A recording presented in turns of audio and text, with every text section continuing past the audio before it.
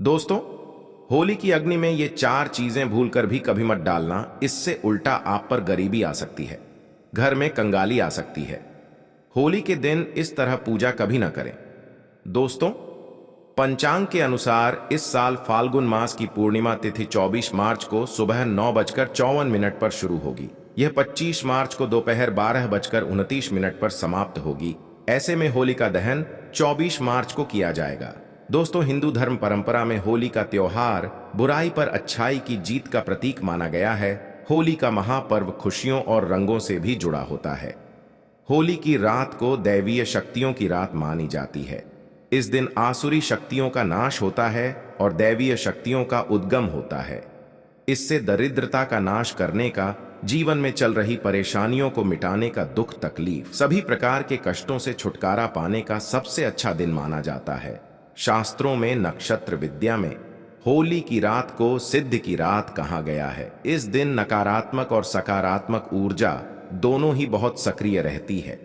इसीलिए लोग सदियों से इस दिन सिद्धियां हासिल करने के उपाय करते आए हैं कि होली की रात में जो साधना क्रिया की जाती है वह बहुत ही कारगर और फलदायी सिद्ध होती है, जो कि 100% सिद्ध हो ही जाती है।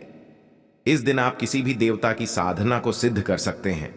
आज के इस वीडियो में हम आपको बताएंगे होली पर किए जाने वाले कुछ ऐसे प्रभावशाली उपाय जिनसे आप आने वाले नए हिंदू वर्ष में खुशियां ही खुशियां पाओगी। आप अपना दुख, दर्द तथा कष्टों को मिटा सकते हैं। लेकिन क्या आप जानते हैं, होली पर ये चार चीजें कभी नहीं चढ़ाना चाहिए। इससे उल्टा आप बर्बाद हो सकते हैं। वीडियो को अंत तक जरूर देखना। दोस्तों, वीडियो को आगे शुरू करें उससे पहले माता लक्ष्मी जी के सच्चे भक्त द प्राचीन जानकारी चैनल की इस वीडियो को एक लाइक अवश्य कर दें और कमेंट बॉक्स में जय माता लक्ष्मी अवश्य लिख दें, जिससे कि माता लक्ष्मी जी का आशीर्वाद आपको सीधे प्राप्त हो सके। दोस्तों, शास्त्रों के अनुसार माना जाता है कि होलिका दहन पर होली की अग्नि में टूटा हुआ गन्ना नहीं अर्पित करना चाहिए, ना ही खराब गन्ना अर्पित करना चाहिए। इससे उल्टा आप पर होली मैया का श्राप लग सकता है। टूटा हुआ गन्ना पूजा पाठ में इस्तेमाल नहीं किया जाता। इससे होली माता जाते जाते आपको श्राप दे सकती हैं। आपके घर में गरीबी का वास हो सकता है। शास्त्रों में माना जाता है कि जब होली का दहन होता है तब होली की अग्नि में पवित्र चीजों को ही डालना चाहिए। जब आप अग्नि में गन्ना डालें तो गन्ने के ऊपर हरे हरे पत्ते जरूर होना चाहिए, क्योंकि पूजा पाठ में अधूरी चीजें इस्तेमाल नहीं की जाती। अधूरी चीजें इस्तेमाल करने से ही अधूरा ही फल प्राप्त होगा। इसीलिए गन्ना साबुत होना चाहिए, टूटा हुआ बिल्कुल भी ना हो। हमेशा याद रखें, होलिका दहन से ठीक पहले गन्ना घर में अवश्य लेकर आएं और गन्ने की संख्या 2 या फिर 5 या फिर 7 संख्या होना चाहिए। दोस्तों, होली की पवित्र अग्नि में पानी वाला नारियल नहीं चढ़ाना चाहिए। इससे आप पाप के भागीदार बन सकते हैं। हमेशा सूखा नारियल होली की अग्नि में अर्पित करना चाहिए। पानी वाला नारियल अग्नि के अंदर भूल कर भी ना डालें। होलिका दहन में सूखा नारियल ही डालना चाहिए, जो हम आपको दिखा रहे हैं। इस नारियल को अग्नि में डालने से पहले इस पर पूरे परिवार का हाथ अवश्य लगा लें। इसे होली माता जाते जाते आपको धन से माला माल तथा आपके गरीबी को साथ ले जाएंगी। पानी वाला नारियल आप पूजा के दौरान फोड़ सकते हैं, लेकिन अग्नि में कभी मत डालना। सूखा नारियल अग्नि में डालने से होली माता आपकी सभी परेशानियों को अपने साथ ले जाती है और अग्निदेव भी प्रसन्न हो जाते हैं। दोस्तों, माना जाता है कि होली माता को घर का भोग अति प्रिय है। अगर आपने अपने घर में जो भी बनाया है वो होली माता को अवश्य अर्पित करें।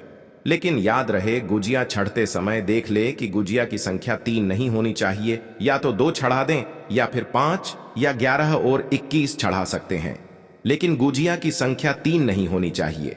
ऐसे में 1 की संख्या में गुजिया भी नहीं चढ़ाना चाहिए।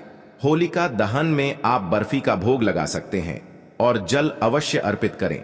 होलिका दहन में गाय माता के गोबर से बने उपले या यूं कहें कि बलकू अवश्य चढ़ाना चाहिए। दोस्तों, होली की अग्नि में आप हरा चना, गेहूं की बालियां, कोई भी नई फसल अवश्य अर्पित करें। इससे आपके घर में अन्न धन की कमी कभी भी नहीं होगी। जब आप माता को बालियां अर्पित करें तो देख लें, टूटी हुई बालियां ना हो, सूखे हुए पत्ते ना हो, एकदम हरी भरी होनी चाहिए। होलिका दहन की अग्नि में सूखी बालियां चढ़ाने से पाप लगता है। दोस्तों, शास्त्रों के अनुसार माना जाता है कि अगर आपको मासिक धर्म आ जाए तो ऐसे में आप होलिका दहन की पूजा किसी और से करवा सकते हैं। आप पूजा का वैसे ही पालन करें जैसे आप करते आए हैं, लेकिन मासिक धर्म के दौरान होलिका दहन के पास नहीं जाना चाहिए। आप दूर से होलिका दहन देख सकते हैं और आप किसी और से पूजा पाठ करवा सकते हैं। इससे भी आपको फल की प्राप्ति अवश्य होगी। दोस्तों, होली की अग्नि में चावल के बने पापड़ तथा कच्चे चावल अवश्य अर्पित करने चाहिए। होलिका दहन में चावल अर्पित करने से धन की प्राप्ति होती है। इससे आपके घर में जितनी भी गरीबी होगी वो सब हमेशा हमेशा के लिए चली जाएगी। कचरी पापड़ आदि होलिका दहन अवश्य अर्पित करना चाहिए। इसे होलिका दहन से पहले झूठा नहीं करना चाहिए। जो आपने कचरी पापड़ आदि बनाए हैं वो होलिका दहन की अग्नि में अवश्य अर्पित करना चाहिए। इससे आपके घर में धन दौलत की कोई भी कमी नहीं होगी। दोस्तों, माना जाता है कि होलिका दहन से पहले होली की अग्नि में गोजिया बगैर अर्पित किए नहीं खाना चाहिए। जब आप माता को भोग लगा दें तभी ही इसका सेवन कर सकते हैं। और सभी परिवारों में गुजिया एक दूसरे को अवश्य खिलाना चाहिए। इससे आपसी प्यार मजबूत होता है। माता को भोग लगाने से पहले गुजिया झूठी ना करें। जब आप पूजा वगैरह कर लें तब उसके बाद आप गुजिया खा सकते हैं। हमेशा याद रखें कि माता को गुजिया का भोग लगाने के बाद कन्याओं को गुजिया अवश्य खिलाना चाहिए और दक्षिणा भी देना चाहिए। इससे नवदुर्गा तथा माता रानी जी का आशीर्वाद आपको प्राप्त होता है। दोस्तों, इस दिन गाय माता को भोग अवश्य लगाना चाहिए। इस दिन आप गाय माता को गुजिया वगैरह अवश्य खिलाएं। गाय माता को मीठा भोग खिलाने से कई जन्मों जन्मों तक पीढ़ी दर पीढ़ी राज करती कि इससे सभी देवी देवताओं को भोग लग जाता है। इस दिन कुछ करे या ना करे, गाय माता को गुजिया का भोग अवश्य लगा दें। इससे होली मैया का आशीर्वाद सदैव आप पर बना रहेगा। दोस्तों, चाहे कुछ भी हो जाए, होलिका दहन के बाद उसके अगले दिन होली की राख आपको घर में जरूर लेकर आना है और पूरे परिवार के मस्तक पर इसको लगाना है। इस राख को आप काले कपड़े में बांधकर हमेशा घर में संभाल कर रखें और छोटे बच्चों के मस्तक पर इसे तब लगाएं जब उन्हें नजर दोष लग जाए। इससे नजर दोष आपके बच्चे के आसपास भी नहीं भटकेगा। होलिका दहन की राख को आप काले कपड़े में बांधकर दुकान के गल्ले में या फिर लॉकर में रख सकते हैं। इससे पैसों में बढ़ोतरी होती है। इससे आपके धन को किसी की भी बुरी नजर नहीं लगती। होली की राख से आप बहुत कुछ कर सकते हैं, जिससे आपके घर में धन दौलत सुख समृद्धि की प्राप्ति तथा नकारात्मक ऊर्जा नष्ट की जा सकती है। दोस्तों, माना जाता है कि होली के दिन सफेद चीज कभी किसी से नहीं लेना चाहिए। इस दिन टोने टोटके प्रभावशाली माने गए हैं। इस दिन सबसे ज्यादा टोने टोटके किए जाते हैं। सफेद चीज में आपके ऊपर कोई काला जादू कर सकता है।